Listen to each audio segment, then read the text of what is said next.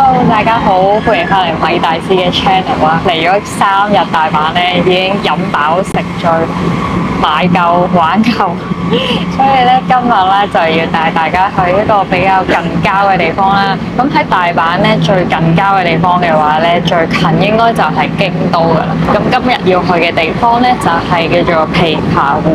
坐纜車咁就可以睇到成個湖嘅風景啦。咁然之後落翻山嘅時候咧，就可以去附近嘅白須神社，咧就係喺個海裡面嘅一個神社啦。咁嗱最啱就係打卡㗎啦。咁如果你咧都喺大阪啦，想揾啲景點打卡嘅話咧，就要繼續睇埋呢條片啦。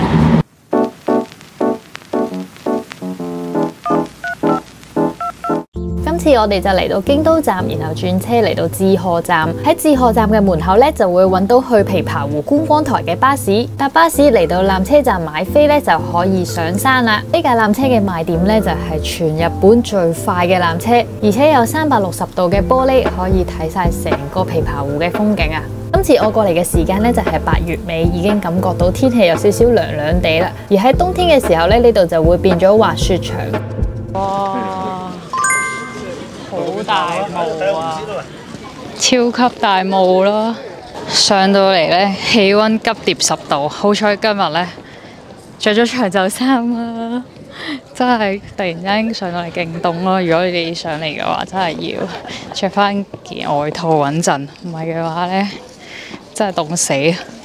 哇！超靚啊！後面呢個琵琶湖咧就係日本最大嘅湖泊，係成個知河縣嘅1/6咁大。有個 cafe 又可以食啲嘢。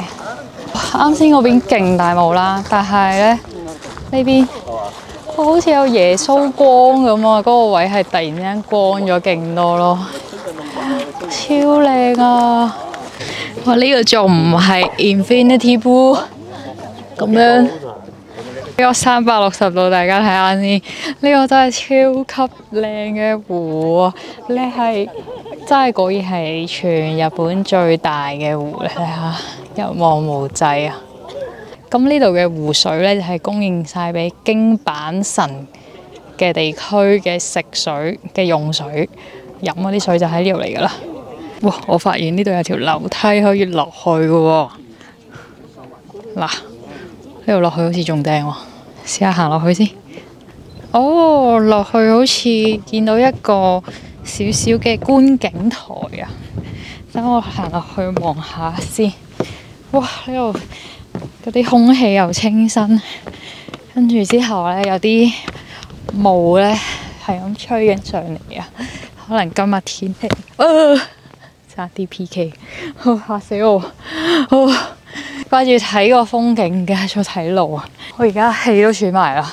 就咁睇個湖咧係好清嘅，但係咧好似上面咧有陣烏雲咁樣咧，係咁飛啲雲上嚟咧，所以呢個位係好大霧啊！完全係上到嚟咧變咗仙境咁樣咯，好似呢度有個好似心形嘅觀景台，但啊，真係心形㗎！哇，一望無際。哇！完全影唔出眼睇咁壯觀啊！呢度啲樓咧，全部都係細細棟咁樣咧，都好似 LEGO 嗰啲屋咁啊！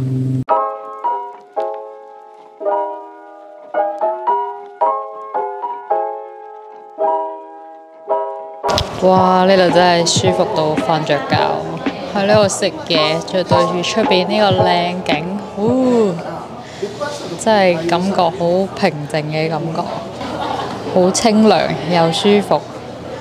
頭先咧係超級大霧啦，跟住依家食完嘢出嚟咧，已經啲霧散晒咧，見到後面嗰個吊索嘅嗰個位咧，已經係冇晒啲霧啦。如果而家去坐嘅話咧，就啱啱好咯，可以睇到個湖啦，又可以睇到啲風景。因為啱啱真係超級大霧咧，應該係乜都睇唔到咯。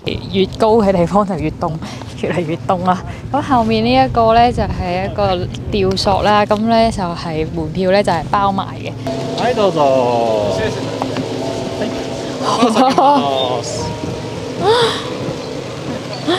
哇，好驚啊！哇，好正啊！呢個風景，佢呢個都唔算好高嘅，望到地下跌唔死嘅應該係咪咯？但係咧就可以望晒佢後面呢個成個嘅景色啦。哇，好舒服啊！呢個景點真係極力推介大家過嚟啊！哇，超級舒服啊！好似好長咁喎，有排搭喎，仲要上去添喎。嚇！咁高嘅原來，影俾大家睇下先。上面呢度都有嘅喎，咁高嘅，要搭到咁高㗎？咁啊有排坐。佢呢個上面仲有好多設施啦，呢度係有啲成熟啊。哇！如果係冬天過嚟，應該凍到落雪咁樣啦，凍僵啊！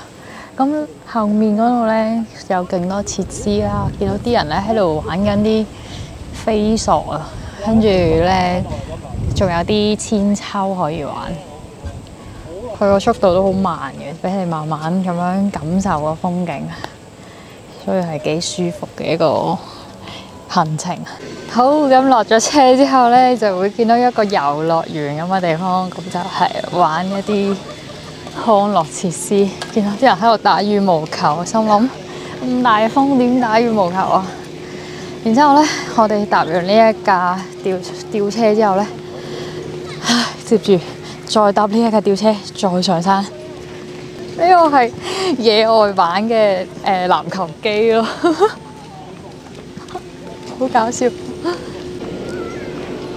呢度咧又有得再上啊，但係唔知上去到去係咩嚟嘅咧？哇！會唔會跌出去㗎？哇！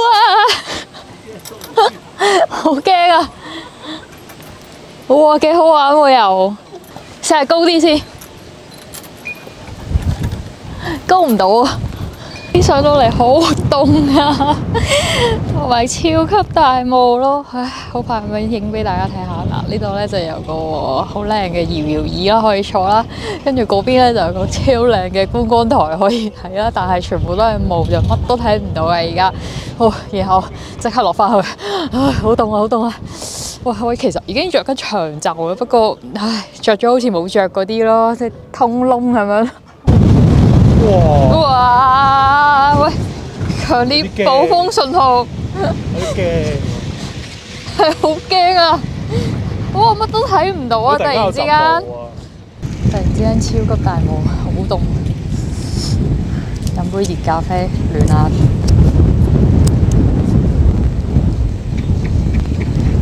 呢度係一時有霧，一時咧又散晒啲霧。啱啱上面落嚟之後咧，個頭好似洗完頭咁，發生咩事啊？啲霧水係咪落雨啊？又冇落雨喎，點解好似洗完頭咁樣？突然之間停咗咯，我又開翻啦，幾驚要喺度停1個鐘頭啊，凍死應該會，真係頂唔順啦！即刻已經搭咗纜車落翻去地面啦，因為上面真係太凍啦。我咧好似全身都保濕完咁樣咯，個頭又濕啦。啱啱搭纜車嘅時候發現咧，成車人個頭都係濕㗎。因為咧上面嗰個天氣變化咧係超級大啦，即係你可能每隔15分鐘咧又會變咗晴天，跟住突然之間咧又會變咗好大霧，勁凍。所以咧大家如果上去嘅話咧，真係要着件勁厚嘅衫先得咯。而家係夏天啦，即係都算係咯。而家都係夏天啦，7、8月。如果你係冬天嘅話，哇，落雪咁滯應該。咁而家咧就係等嗰架巴士啦，因為嗰架巴士1個鐘頭先得1班，咁我哋就要計啱晒啲時間咧。咁你差唔多嘅時候就要落嚟等嗰架巴士噶啦，唔係嘅話咧，你又要再等多1個鐘頭，因為我哋啱先就係趕唔切上1個鐘頭嘅巴士。咁而家咧就係等下1個鐘頭嘅巴士啦。咁啱啱去完琵琶湖之後咧，咁就可以過去後面呢個叫做白須神社。咁呢個白須神社咧，佢係喺個湖邊咧有個神社啦，咁就勁靚嘅。不過咧，以前咧明明係可以行落去影相噶嘛，因為而家咧佢係封住咗咯。如果你想嚟呢個神社嘅話咧，咁你就可能要 plan 早少少嘅，因為咧你啱啱喺嗰個琵琶湖嗰度咧，玩完一輪啦，咁然之後咧你要搭1個鐘頭1班嘅巴士，再落翻去個站，跟住落翻個站咧又要再搭個 JR。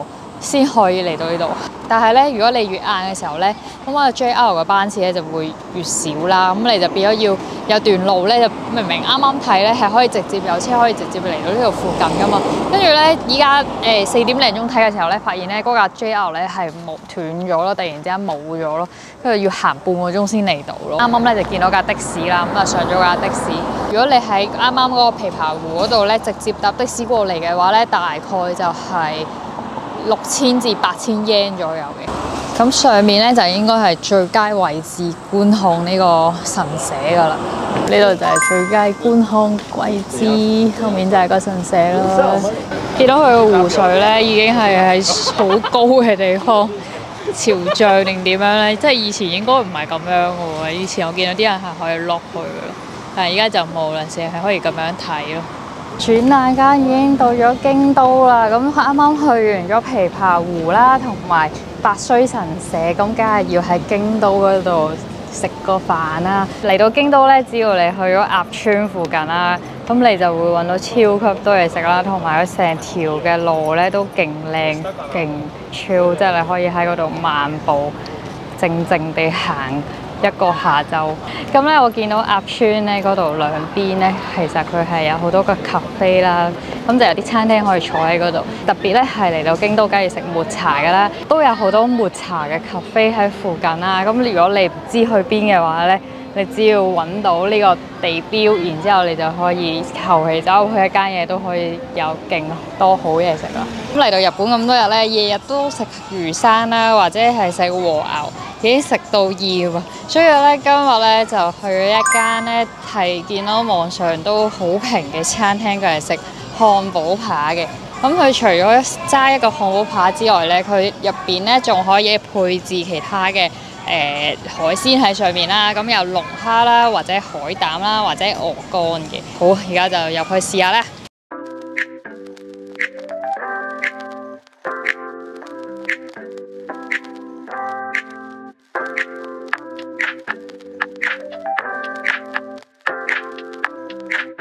京都最出名應該就係食抹茶啦，所以食飽咧就要過嚟食個抹茶雪糕先。哇！好似好正咁咯〜呢個係抹茶館必食嘅 tiramisu。哇！超級邪惡啊！試下先。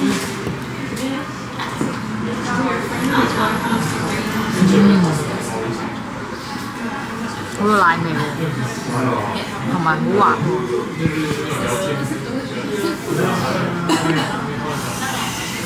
佢面頭嗰個綠茶冚咗下面，令到佢冇咁甜咯，我覺得。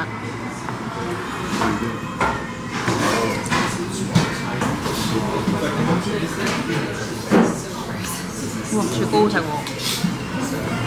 雪糕係苦苦地、甘甘地。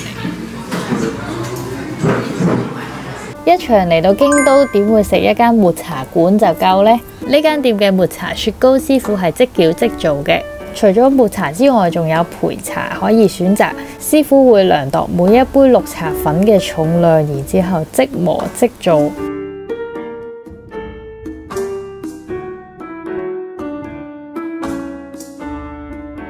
你睇下成個過程幾治癒，如果中意抹茶嘅你呢，就千祈唔好錯過啦！今次嘅京都一日遊就完結啦。如果你仲未睇我嘅大阪影片嘅話，就記得去我嘅 channel 睇埋佢啦。仲要記得 subscribe 我嘅 channel，咁就可以睇到最新嘅影片啦。我哋下條片再見啦，拜拜！